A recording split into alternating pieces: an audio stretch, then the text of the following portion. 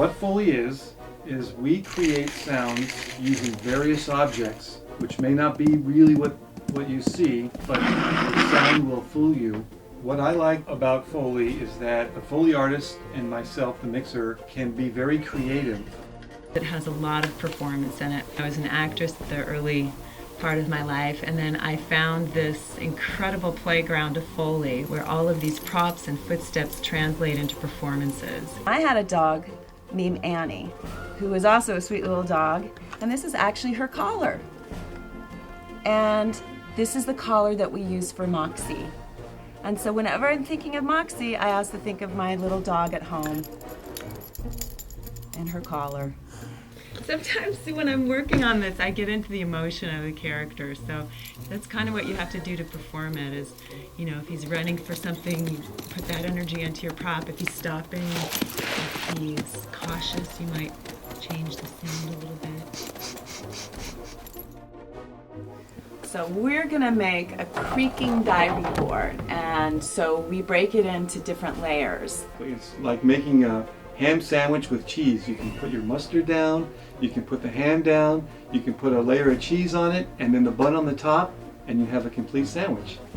That's kind of what we do. The first layer we use is a nice creak, so you get the sound, the feeling of the motion of the board going through space.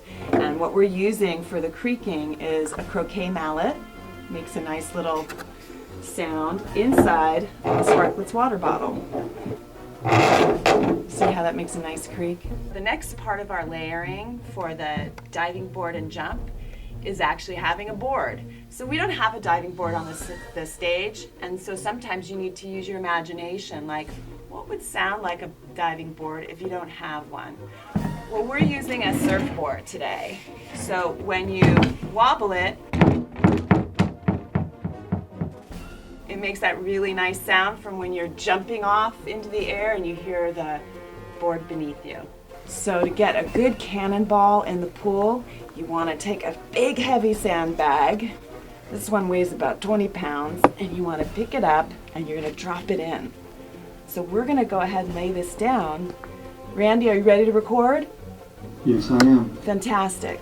So here's our mic, here's our pit. Oh! Here's our sandbag. Ready? Here we go.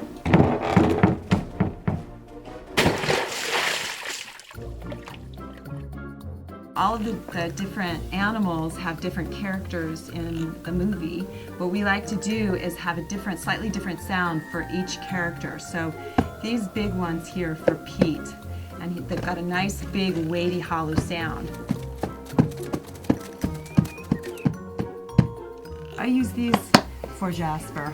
They have a hollowness, but they're not too hollow like horse hooves, and they still have a good sound. So here's how we do Jasper. Hey Randy, let's play that one back. Let's see how it's sounding. And absolutely marvelous Thanksgiving.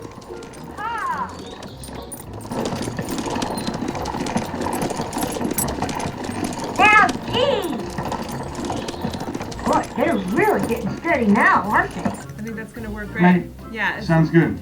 So, one of our great little characters is Moxie. He's the dog in this piece, and he has a nice little kind of perky, sassy attitude. So, we take gloves, we put for fingernails, we use paper clips.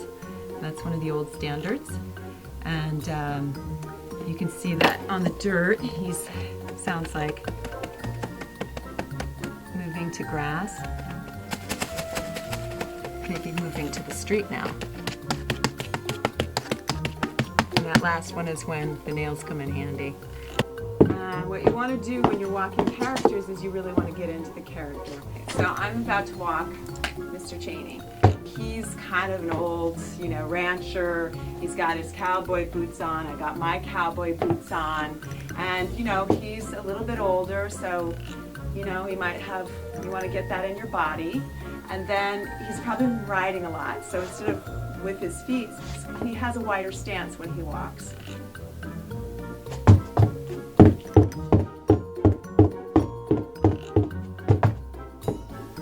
And then he would be outside.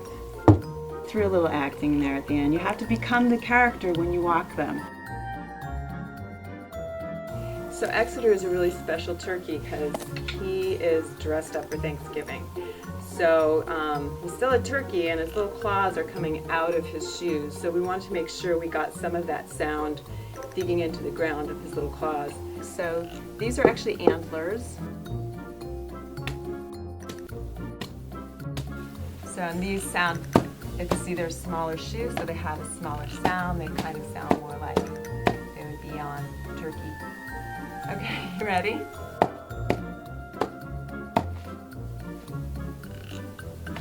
Good. Cute. Let's play it back. So we put the claws down first, and then we put the shoe sound over it. And when you play it back, it sounds like the shoes are actually on his feet. It's called layering sound. And we use our imaginations to come up with it, because if I actually put those on my feet, it really wouldn't sound like what I see, which is a turkey in boots.